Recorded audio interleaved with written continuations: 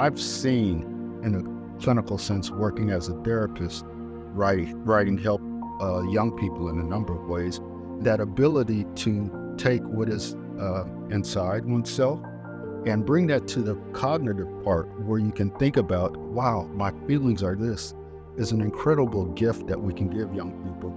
I ended up beginning to try and use poetry to express some of my more complex, kind of meaty frustrations. And that was, I think, a natural outgrowth of that beginning moment of clarity. Being able to turn to somebody and share my writing and then have them help me to share it with other people, like, that's transformational. Like, when you're sharing something intimate with other people, for me personally, there's this huge release. It's like you're opening well doors and everything just comes pouring out.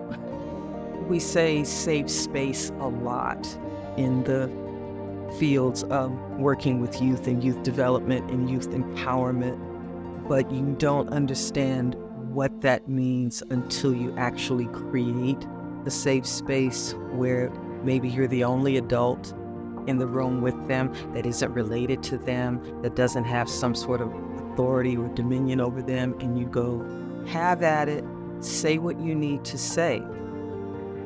I feel like creative writing definitely kind of gave me like an outlet, because it acted as if like a person was there listening to me. It was definitely a lot easier to just be like, read it so you can understand. There was a kid I taught at continuation schools, last chance schools.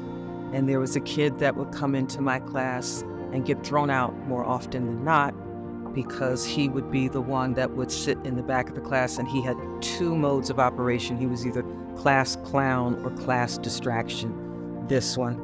And my first task was to get him to write 6 lines. I finally got him to participate in our all-city poetry slam. And he came from a horrific background and gang affiliated, but he would start to pull away from his gang friends because he wanted to hang out with his poetry friends.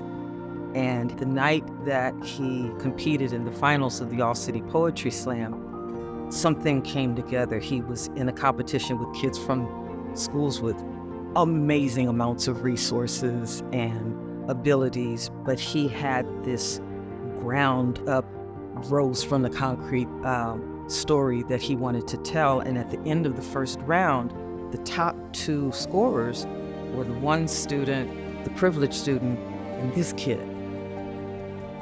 And they announced that he was the winner, and he's making his way up, and he's still on the phone. And he gets to the stage, he says, say it again that I won, because he was on the phone to his father in prison.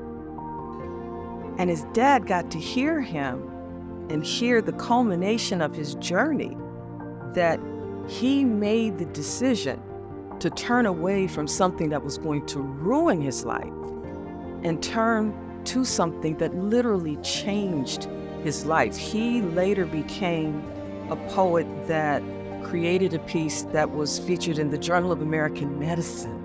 What we're seeing happen in a very real sense is the emotional center of the brain connecting with the cognitive center, or the thinking part of the brain, and allowing feelings to come up and be expressed.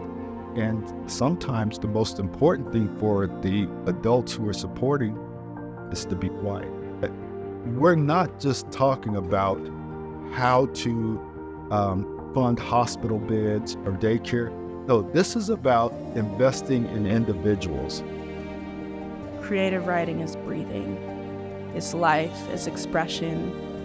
It's being able to share, being able to love, being able to heal and cry and go through the motions of your emotions.